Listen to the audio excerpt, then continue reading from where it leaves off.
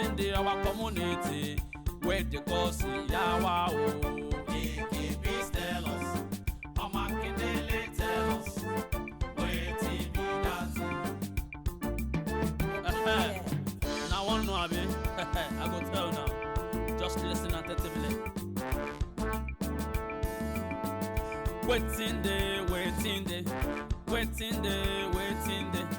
Waiting the our society, where the cause palava oh, na drug abuse oh, asilo oloro. Waiting the our society, waiting the our community, where the cause yawa oh, na drug abuse oh, asilo oloro. Illicit drug taking, it dey cause shit. Illicit drug taking, it dey cause kata. Illicit drug. Don't jẹ́ mi fún mi náà, kí ló ṣe rè? Bẹ́ẹ̀ ni ṣá. Kí ló ṣe rè bí gan náà, wo bóyá don't jẹ́ mi nu. Aláì farabalẹ̀ kó calm down. Ṣé torí pé mo ti da ọgàn nù fúnra ẹ̀? O tún rojọ́ lórí oúnjẹ mi, kí ló ń ṣe ẹ́ lọ́rùn? Láti má gba létí ìyá rẹ̀ òbí. Kí ẹ sọ ẹ rí bóyá don't jẹ́ mi nu? Mo rí bóyá rí ní kíni. Ẹ wá ẹ jọ bóyá don't jẹ́ mi mọ́. Àfàdà dẹ́wọ̀n ẹ bọ́. Baby, Tina, calm down now. Ó jọlá yín ni o ẹ̀gbọ́n, ó jọlá yín ni o. Ọ̀nkú mo fọlọ́run bẹ̀ yín. Ẹjọ́ ẹ má àti ọ̀kan bẹ́ẹ̀ yẹn mo rí gbogbo nǹkan tó ṣẹlẹ̀. Ó ti yé yín ẹjọ́ ẹ má bínú mo fọlọ́run bẹ̀ yín. Mo mind máa sanwó oúnjẹ yín. Máa sanwó ni. Máa sanwó oúnjẹ yín. 450 ni o, 450 ló ń jẹ yẹn o. Ọ̀nkú pọ̀mọ́ kan ni mo rí nínú oúnjẹ eléyìí. Kí ló ṣẹlẹ̀ ṣẹ́yìn lè rà fún mi ni 450 ni. Okay, anyway, no problem, baby. Bá ti jẹ́ ìyẹn, so problem. Ẹ gbà mí. Wọ́n ń bè. Ẹ fún mi change. Èmi ti sanwó oúnjẹ mi o. Ọ̀nkú. Ṣírù wàhálà ò lè lè. Ó yẹ kí n dín pẹ̀lú bọ̀bọ̀ ẹ̀. Ó yẹ kí n dín pẹ̀lú bọ̀bọ̀ ẹ̀. Sùúrù, calm down. Bọ̀dẹ̀ tọ́jú ìyàwó yín dáadáa. Ẹ ṣé gan. Ọlọ́run á fún ọ lálàáfíà. Where the cause yawa oh, na drug abuse oh.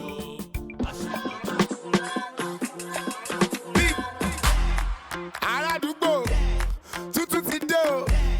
Zazu. Ó pọ̀ létí, ó yẹ kẹ́ ti máa gbọ́. Portable, Bado, gbẹ́mí tábàyè. Bado snare, pepper snare, many with it one leg. Rẹpẹtẹ, unruly, Badoli, P-Prime gbẹ́mí débẹ̀. Babẹ́jẹ́, Asarailu hip hop, mofos cannot keep up. Bitch, I be going non-stop. Zazu, She, Aka, Ika, Tesoje bitalaga. Gaza, ẹ̀jẹ̀ lójú bí tabacha. Runjupa, Lejupa, Marẹ́rìn, Kala, Dájú, Wúwáìkà. Zazu. Kokotua, on my way to ìlú Àwọ̀sù. Níbi tí wọ́n ti ń bó káàdì o, ó kàn máa pàdé kọ́lù.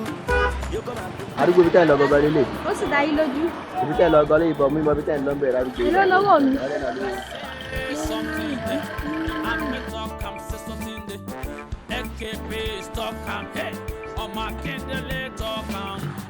Something the our society where the cause palava oh, na drug abuse oh, ashilogun oloro. My people shora dawo, my brother shora dawo, my sister shora dawo. Say no to drug abuse, it dey cause ikolo. Say no to drug abuse, it dey cause ikolo. Kumbaye enide, it dey cause ikolo. Say, say not to drug abuse, it dey cause ikolo.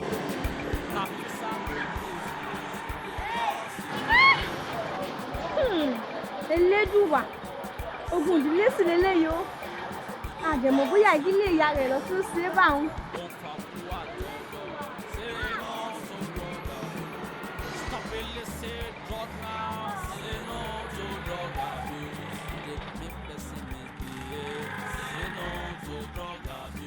It dey make person misbehave. Say no to drugs. It dey cause public nuisance. Orewo ni wọ́n yìí. Ẹ̀yin wo lè ṣe wá pọ̀ sí lẹ́kọ̀ọ́ yìí náà? Ẹ ti wá ń ṣe báwọn. Ṣé mo jọ wèrè nínú ìlàkùn tó kọjá nísìnyí táwọn wèrè? Mi ò rí ẹni tó kọjá. Ẹ wo, àǹtí àmì náà mò ń béèrè. Àǹtí àmì náà, ṣàlẹ́ńjà àǹtí àmì náà. Now I see that your problem is bigger beyond the mighty mansion. Ẹ̀gbọ́n, mo rẹwà lóòótọ́. Lọ́wọ́ síbò. Ta ló ní kó ń béèrè yẹn náà? Àǹtí àmì náà. Kódà pàápàá wọ́n fún mi ládírẹ́sì. Ṣé mo ń bọ̀? Kí lórúkọ ẹ náà? Kówó pé. Láti bò tí má ti wọlé kí ni kí n sọ fún ọ? Ẹni kówó pé ọmọ abúlé. Bẹ́ẹ̀ ni. Ẹ ṣeun. Zao, paka pokoli gbé mi jọba yìí. Jẹ́ ká jọ ṣe o, pokoli ọ̀gbádànsá o. Sẹ́tà wọn wèrè oníjó. Zazo, pokotua. Ṣé ní tí mo wọ̀ yìí ṣe gájú? Ago tí mo wọ̀ yìí ṣe gájú. Zazu, OPM ó pọ̀ fa. Ó máa wọ̀ lọ skul, tún gbẹ̀ngbẹ̀ bàtà yahoo. Ṣèkọ́tọ̀ tẹ̀lé ẹ̀. Mo tú ẹ̀ wá tó bá ṣe kọ̀kọ̀kọ̀ jẹ́ ká bá sọ̀rọ̀ kọ́lù bìzọ̀bìzọ̀ kọ́lù Zazu pokotua mẹ́mẹ́mẹ́ o. You get visitor for outside though, but that visitor I don't understand her. Visitor? What is her name? What is she called? She say Korope. Yeah, that name. Korope. Why are you smiling? Whoa, Chinedu, please tell her to come inside. That's my friend. Korope. Please tell her to come. I said she come. Are you stupid? Tell her to come inside. Oh, you never told me you're expecting a visitor. Why are you doing like this? Who? You see that girl, She's my sure friend. Well, babe, let's continue our fun.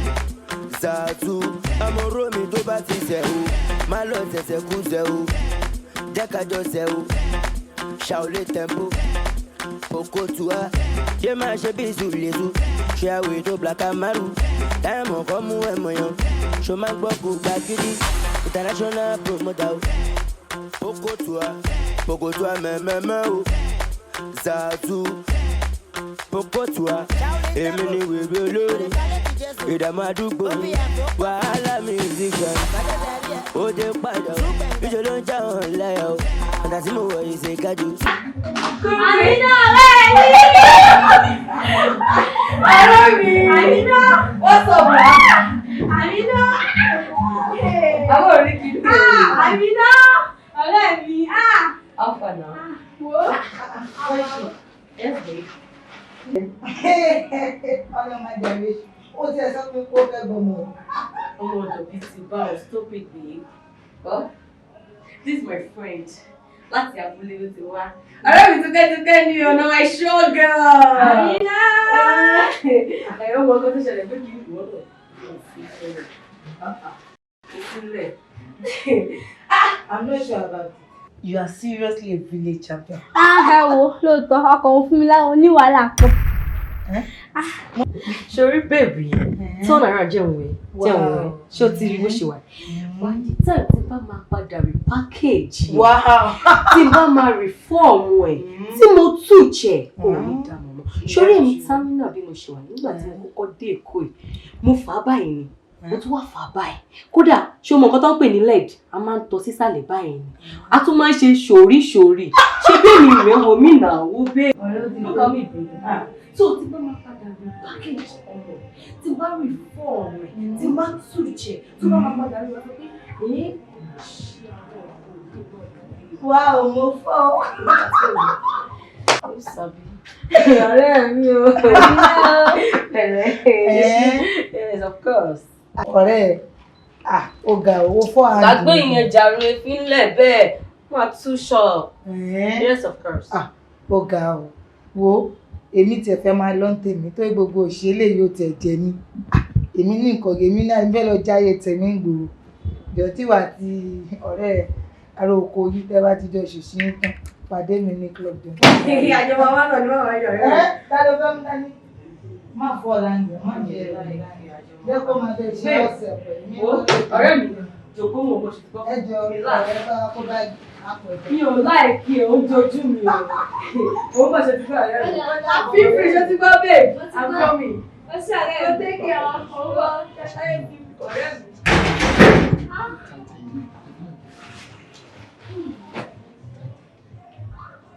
Ilé ọ̀rẹ́ mi ló dàbí ìlú òyìnbó ẹ̀.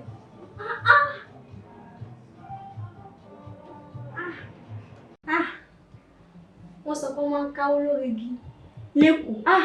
Ọ̀rẹ́ mi náà ti ń káwó lórí igi lẹ́kọ̀ọ́ báyìí. Láìpẹ́ èmi náà yóò máa káwó lórí igi, ìyá mi yóò gbà. Èwo tún lè báyìí.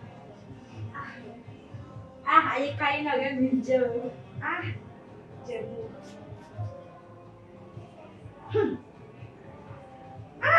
Ó dàbí ọtí ìyá kà mọ́, àmọ́ eléyìí rẹ̀ wájú ti ìyá kà mọ́ lọ.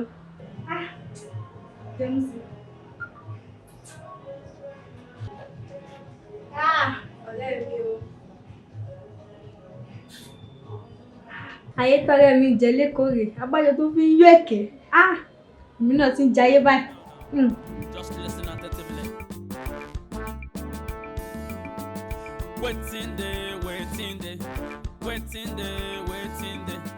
Waiting day, our society, where they cause palava, na drug abuse,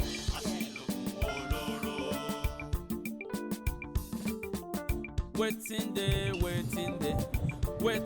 our society, waiting day, our community, where they cause Ọtí ìyá kà mọ́. Eré ìgbọ́dọ̀ ju ti ìyá kà mọ́ lọ. Ìyá mi. It cause shit. Illicit drug taking. It cause kata. Illicit drug taking. It cause yama. Drug abuse. Ashilogun oloro. I say something there. I may talk, I'm say something there. AKP talk, I'm hey. On my kindle talk, I'm something there. Our society, where they cause palava, na drug abuse, Ashilogun oloro. My people, shora dawo. My brother, shora dawo. My sister, shora dawo. Say no to drug abuse, it cause ikolo. Say no to drug abuse, it cause ikolo. Kumbaye enide, it cause ikolo. Say. Say no to drug abuse, it cause ikolo. Na fisa to prison, it cause ikolo. Say no to drug abuse, it cause ikolo. Onfakuwa dojo, say no to drug abuse. Stop illicit drug now, say no to drug abuse. It make person misbehave, say no to drug abuse. It make person misbehave, say no to drug abuse. It cause popularity. So ọ̀rẹ́ mi. Kí ló wá sí nílé mi? O sì sọ fún mi pé ò ń bọ̀ nílé mi. Ilé ẹ̀bí ti bá wọn. Ilé mi. Bẹ́ẹ̀ ni bàbá ṣe rí ó ní àwọn nǹkan kan tó ń kan mí lóminú, tó ń fún mi lọ́gbẹ́ inú, tó ń bà mí nínú jẹ́ tí n bá wo àwọn nǹkan kan tó ń ṣẹlẹ̀ ní àwùjọ pàápàá láàrin àwọn ọ̀dọ́ wa ní àwọn ìwà ìbàjẹ́, ìwà tí ò tọ́ láwùjọ bíi ìwà káfipábánilòpọ̀, bíi ká hùwà ìbìkítà, bíi ká ṣi oògùn olóró lò, bíi ká má nàání, ká kàn ṣe nǹkan bẹ́ẹ̀ ṣá. Ó dẹ̀ ń ṣẹlẹ̀ ní àwùjọ, ó dẹ̀ jẹ́ ohun tó ń bá irú wa báyìí, ó ń bà mí lọ́kàn jẹ́. Ó dẹ̀ jẹ́ ohun tó pọ̀ láàrin àwa ọ̀dọ́. Pàápàá tó tún jẹ́ kókó bẹ̀ jù ní pé ó ní ọ̀rẹ́ mi kan tó máa ń kọrin.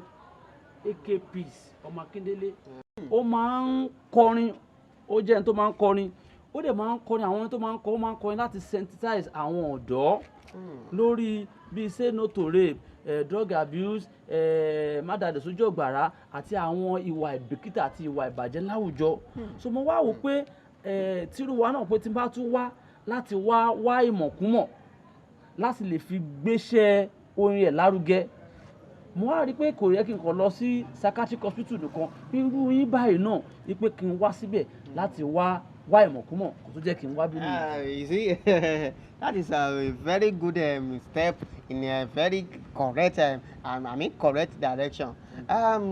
You see, I am very happy when you want to do your own researches.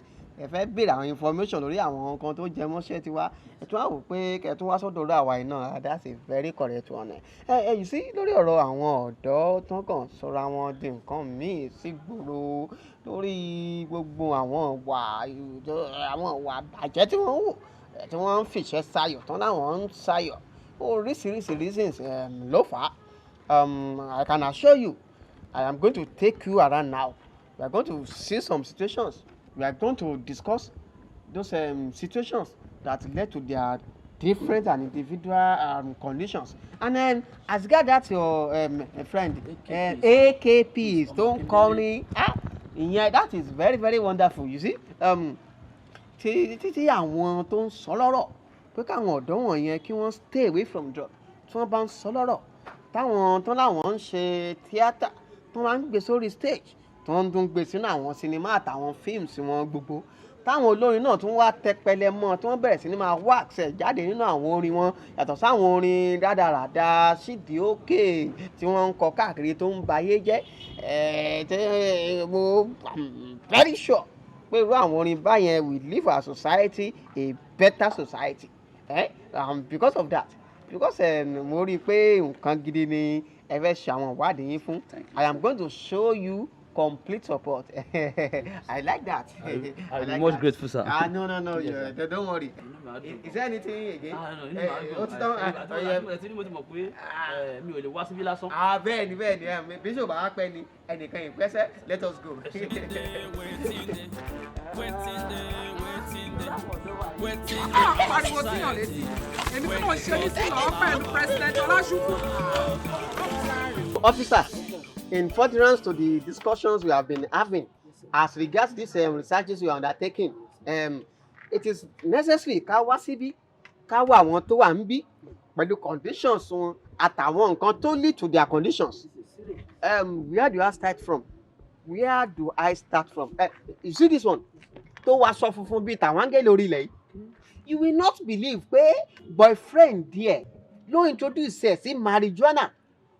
And the first time she tasted it, wow!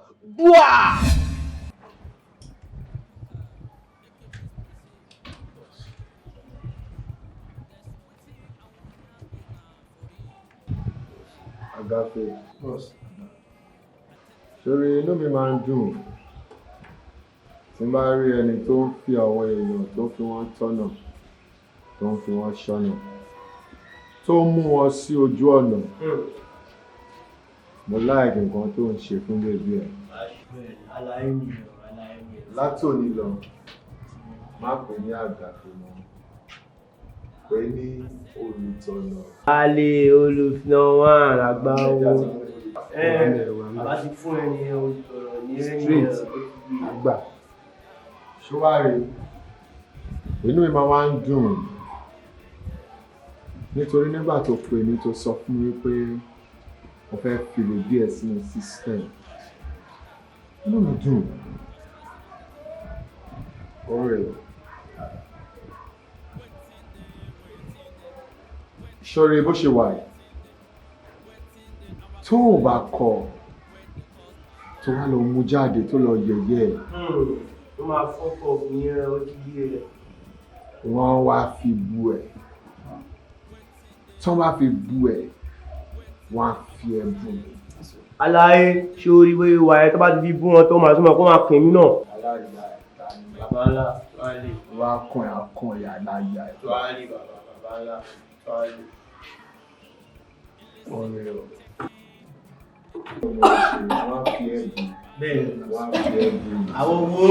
Baby.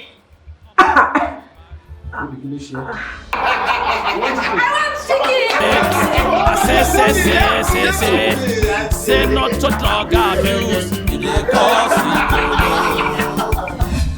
That man must be heartless. How can a human being behave in such manner?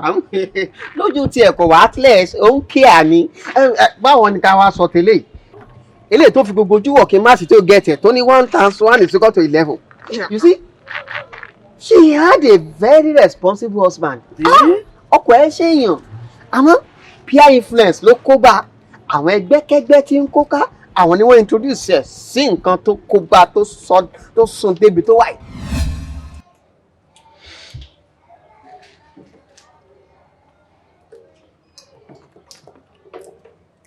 Tina. Bàbá. Ṣáwọn ọjà tí mo ń fún ẹ ni. Ṣé ń dúró lára ẹ̀ dáadáa ṣá? Bàbá. Ẹ̀yin náà lè train mi. Gbogbo ẹ̀ ló ń dúró sí mi lára. Bàbá. Bàtọ̀ rẹ̀, ta ló train ẹ̀? Bàbá náà mọ̀, kò sí nǹkan tó wọlé sí mi lára tí ó bà mí lára mu. Lọ́jà. Bàbá. Ìyàwó ẹ̀dá, owó ẹ̀dá, yes. Bára ilé tó jẹ́ èyí lọ máa gbé.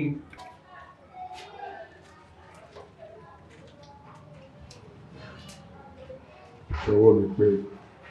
Àṣírí bàbá ó pé. Ó pé bàbá. Ó pé pérépéré mi lè ṣí fún yín bàbá. Mi lè ṣí fún yín. Àṣírí. Ó máa sì ká lọ́wọ́ mi. Tó bá dẹ̀ wùn ẹ̀ kó má gbé sára dáadáa ìwọ ló mọ̀. Bàbá, ẹ jẹ́ kí n kí sí kí n tẹ̀ gbọ́ ṣe léèwọ̀.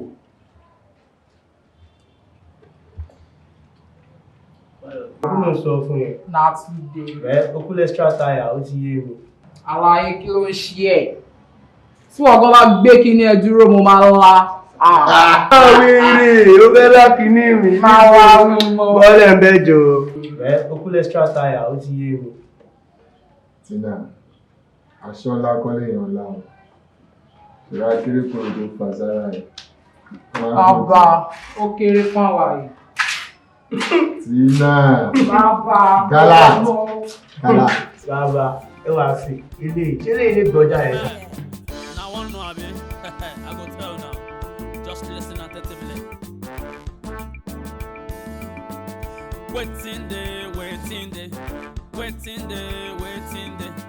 Waiting day, our society, where they cause palava, na drug abuse,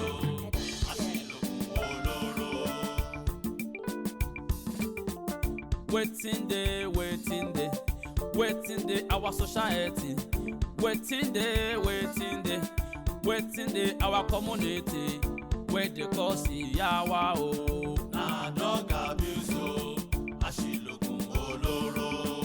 illicit drug taking, it dey cause shit. Illicit drug taking, it dey cause kata. Illicit drug taking, it dey cause yama. Na drug abuse, aṣilogun olóró. Ṣé ọ́fíìsà ti wá rí báyìí? That is highly serious. And you see this one? Torí dánkù bíi jẹ́ àmánà. Our own case is what they call ignorance is a disease. I don't know. Ó kàn wá látoko, ó dẹ̀ dẹ́kọ̀ọ́, ó dẹ̀ darapọ̀. Máwọn tó ń gbọ́jà, ọjà bá burst sí lára. And the result is what you are seeing now. Irony of life. And officer, you see this one? Kéèyàn ọ̀ràn tó máa sọ̀rọ̀ mi lẹ́yìn o. Ẹni tó bá sọ̀rọ̀ mi lẹ́yìn, ayé ẹ̀ máa bàjẹ́ ni. Baba, ilé ìwé akẹ́ máa sọ anything nípa it. I can understand this view. Just calm down. Onírùngbọ̀n bíi ti igbó Olódùmarè. Bí ẹ má sọ̀rọ̀ ẹ lẹ́yìn ni kò ní dáa fún. All right, you see, èmi ò wá ní sọ̀rọ̀ ẹ lẹ́yìn o. Mi àwa sọ lójú ẹ̀ torí àwí kòkó lójú ọlọ́rọ̀ làwa. Tọ́lọ́rọ̀ bá gbọ́ kí ni ó ṣe. À ń bọ̀ sí bọ́ sí irú ẹ̀ yìí. You see, his own case is a very, very pathetic one.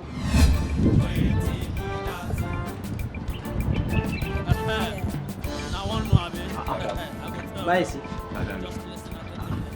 Ibo ló ti ń bọ̀? Mo ń bọ̀ láti ìta ni.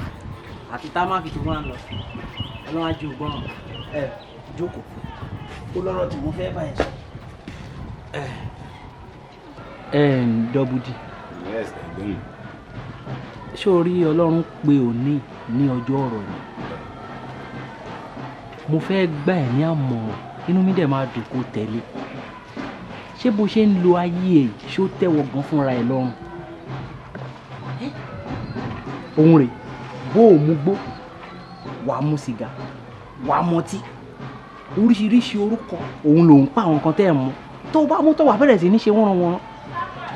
Tó bá ń pèèyàn lábẹ́ fúnra rà ó yẹ kó lè pa fún ẹ mọ́. Ẹni tó bá dẹ̀wì fún máa dáa kó gbọ́ wọn ń bá yàn rù ṣòro ohun rẹ̀ ìgbà tí tójú mi ìṣẹ̀lẹ̀ sí mi. Ṣé o lè fa wàhálà tó mi ni? Wàhálà tí mo fàfàfàfà tó gba ojú lọ́wọ́ mi.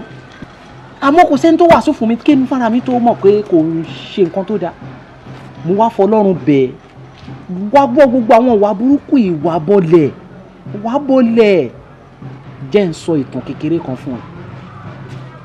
Nígbà táwa ṣì kéré tí wọn ì tí ì bí wọ tá a wà ní abúlé ó ní bàbá kan lábúlé gbà yẹn lọ́hùn tá a bá ti ṣẹ̀ ọ̀dọ̀ ẹ̀ ni wọ́n máa ń kó wa lọ lẹ́yìn tó bá bá wa wí tó sọ ọ̀pọ̀lọpọ̀ ọ̀rọ̀ sí wa ó máa ń wá ní èdè kan tó máa ń pè nígbà náà lọ́hùn á ní gbogbo ọ̀rọ̀ tóun bá wa sọ yìí lágbára Ọlọ́run àní gbọ́ á fi gbogbo nǹkan búra á ní kò ní Ọlọ́run ò ní jẹ́ ká gbọ́ àwa máa ń rò bóyá kò mọ nǹkan tó ń sọ ńgbà yẹn ni ọjọ́ kan ni mo wá béèrè pé kí nìdí tó fi ń sọ nǹkan yìí ó ní ṣe àmọ̀ pé tóun bá bá wa sọ̀rọ̀ tá a bá gbọ́ òun ò ní níyì àní mọ fálù òun ọ̀rọ̀ yẹn ò yé wa ńgbà yẹn lóòótọ́ ṣùgbọ́n ńgbà tó yá ó yé wa dáadáa gbogbo eléyìí tí mò ń bẹ́ẹ̀ sọ yìí ó máa dáa kó o gbọ́ àgbà ló ti ń dà lọ yìí. mo bẹ̀ yẹn má bínú ẹ̀yin náà tẹ bá rí i náà pé kò sí nǹkan tẹ bá mi sọ tí mi ò kì í gbọ́ tẹ́lẹ̀tẹ́lẹ̀ gbogbo ọjà tẹ ní mò ń gbà yìí náà gbogbo ẹ̀ ni mo ti fi lẹ̀ igbó nǹkan kan mo ti fi gbogbo ẹ̀ lẹ̀ sìgá náà ni mo mu mo kọ̀ wò pé kí n máa tún fi eléyìí pa ìrònú àmọ́ bẹ́ẹ̀ wá sọ fún mi òun rè lójú yín kẹ́ lè mọ̀ pé mo ti jùlẹ̀ mi ò ṣe mọ́ kẹ́ tún lè dá yín lójú ẹ rí pé mo tẹ̀ mọ́lẹ̀ láìtàrè o kẹ́ lè mọ̀ pé mo gbọ́ràn sí yín lẹ́nu òun náà nì ọwọ́ mi rè. Dọ́bùdì kò yẹ lẹ́nu pé mo pè é Dọ́bùdì kòkòrò ní láti rí bẹ́ẹ̀ torí o ṣe nǹkan tó dùn mọ́ mi nù ni ọmọ máa gbọ́ràn sí ẹ lẹ́nu ọmọ á gbọ́ràn sí ẹ lẹ́nu lágbára Ọlọ́run ò ní kábàámọ̀ bó ṣe ṣe yìí ló dáa bó ṣe ṣe yìí ló dáa yìí wà gidi lẹ̀ ṣọ́ ènìyàn ojú òde ní tiẹ̀ ẹ̀yìn orí jẹ́ kémi náà dẹ́yìn kùlé. ok oṣù wàhálà ẹ kémi náà ràn ní wa. ṣé ìyàwó yín wà ní. Wetin dey our society wey dey cause palava o na drug abuse o. Bàbá ọmọ pẹ́ mi wá. Odò remi mi remi remi mi remi remi remi. Dayo, má hide it. You don't need to hide it. Mo ti rí. Jọ̀ọ́ má bínú. Bí how many minutes ni mo ṣì bẹ́ẹ̀ sọ̀rọ̀ sí? Dayo. ọ̀dà mi. Ṣé o lè change báyìí? ọ̀dà mi ẹ wò mo máa change ẹ ó ti yẹn bóyá ti máa mú kí n tiẹ̀ fi lè ṣe àfàgbẹ̀yìn máa change tí má ti mú ilé mi ní mú mi mọ̀ ìmí ni mi ní mú mọ́.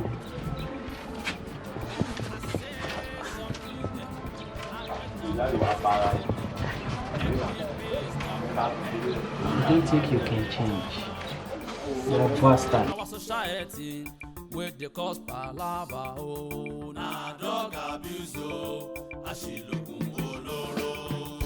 My people ṣọ́ra jáwọ́, my brother ṣọ́ra jáwọ́, my sister ṣọ́ra jáwọ́. Say no to drug abuse, e dey cause ìkòló. Say no to drug abuse, e dey cause ìkòló. Ó ń báyé ẹni jẹ́, e dey cause ìkòló. Say, Say no to drug abuse, it dey cause Ikolo. Na fisa to prison, it dey cause Ikolo. Say no to drug abuse, it dey cause Ikolo. Ó ń fa kú àtọjọ́, say no to drug abuse. Stop illicit drug now, say no to drug abuse. It dey make person misbehave, say no to drug abuse. It dey make person misbehave, say no to drug abuse. It dey cause public nuisance, say no to drug abuse. AKP's pariwo, say no to drug abuse. Ọmọ Akíndélé pariwo, say no to drug abuse. It dey cause kolo, say no to drug abuse. It dey cause kolo, say no to drug. So, officer, as you can see, these are the different conditions tó gbé oníkálùkù wọn débí. That is as a result of drug abuse. Exactly. Taking of illicit drug. Exactly. Oh, this is serious and pathetic. N tó ń fa gbogbo rádaràda tá a rí ní societies wa kan rọmọ mi àgàndédé bẹ́ sí títì mi á máa pariwo bẹ́ẹ̀ dájá bùjẹ torí gbogbo àwọn nǹkan tí wọ́n ń jẹ tí wọ́n mu tí wọ́n ń fà símú wọ́n rò pé àwọn ń jayọ̀ tí wọ́n mọ̀ pé ìṣẹ́ làwọn fi ń ṣayọ̀ òun ló jẹ́ kí the rate of lunatics àti gbogbo àwọn nǹkan wọ̀nyí kó pọ̀ sí because according to our own researches our professional practitioners observation tó come out of our researches nìyẹn pé àwọn nǹkan yẹn ló fà á. As a professional in this field, with their present situation, is there any remedy for them? Remedy? Kí remedy bá a wà náà la ṣe ń rẹ láti joy. Àmọ́ as far as the professional practitioners are concerned, we have come to this observation and our researches have told us that ojú àpá kì í jojú ara.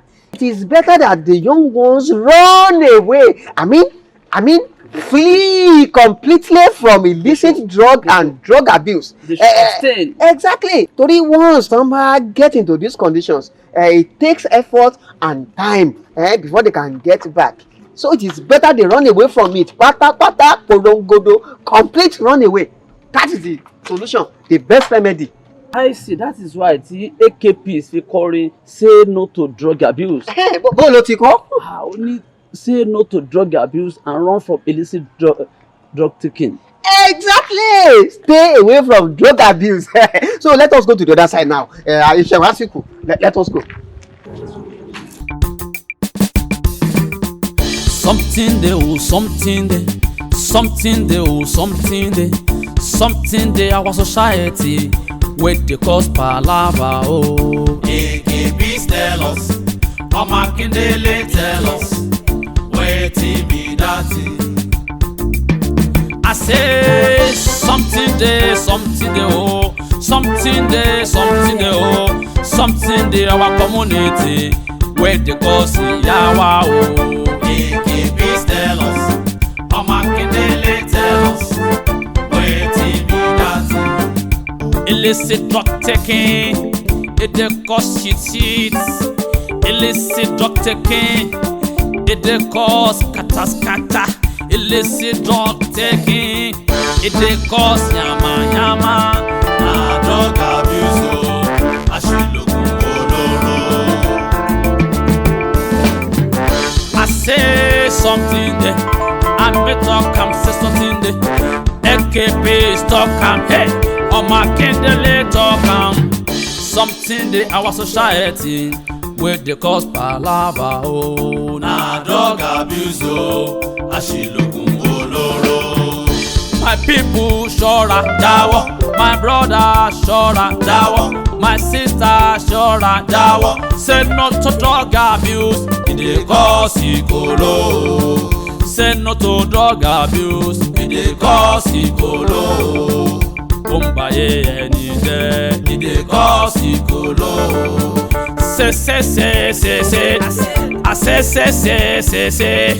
Say no to drug abuse, it dey cause Ikolo. na visa to prison, e dey cause ìkòló. Jáwọ́ kúrò, má ní lọ́kàn, ọkàn kúrò. Ohun tí ó dá ó dá. Ká fìyà jọmọbìnrin. Ohun tí ó dá ó dá. Ká fipá bá ní lò pọ̀. Ohun tí ó dá ó dá. Gender based violence. Ohun tí ó dá ó dá. Ká fipá bá ní lò pọ̀. Ohun tí ó dá ó dá. Ká tún gbẹ̀mí wọn. Ohun tí ó dá ó dá. Ìgbádùn ṣẹ́jú márùn-ún. Ohun tí ó dá ó dá. Ẹ̀wọ̀n gún ọdún ó lé kan. Ohun tí ó dá ó dá. Ọ̀rẹ́ mi ṣọ́ra. Ohun tí ó dá ó dá. Ó léwu gidigidi. Ohun tí ó dá ó dá. Dánwò kórókó ọba. Ohun tí ó dá ó dá. Ẹ̀wọ̀n ló fi ń ṣeré. Ohun tí ó dá ó dá. Jáwọ́ kúrò, má ní lọ́kàn, ọkàn kúrò. Ohun tí ó dá ó dá. AKP pariwo. Ohun tí ó dá ó dá. Say no to crime, stop child abuse, stop rape now against humanity. Say no to crime, stop child abuse, stop rape now against humanity. Having carefully considered the evidence before this court, I found the defendant guilty of the offense of rape as charged. The convict is hereby sentenced to 21 years imprisonment without an option of fine. Arise. Jáwọ́ kúrò, má ṣe dánwò. Ohun tí ó dá ó dá. Ìwà ìbàjẹ́ ni o. Ohun tí ó dá ó dá. Ìlú tí ò sófin ẹ̀ṣẹ̀ ò sí. Ohun tí ó dá ó dá. Ọ̀rẹ́ mi dàpọ̀ o. Ohun tí ó dá ó dá. AKP mo sọ tèmi. Ohun tí ó dá ó dá. Ọmọ Akíndélé pariwo tó o. Ohun tí ó dá ó dá. Mo ní kó dáwọ́ níbẹ̀, má ṣe dánwò. Dáwọ́ níbẹ̀ o. Ohun tí ó dá ó dá. Jọ̀wọ́ jáwọ́ níbẹ̀ o. Ohun tí ó dá ó dá. Say no to rape. Ohun tí ó dá ó dá. Jáwọ́, say no to drug abuse, e dey cause ìkòló. Say no to drug abuse, e dey cause ìkòló. Ó ń báyé ẹni jẹ́, e dey cause ìkòló.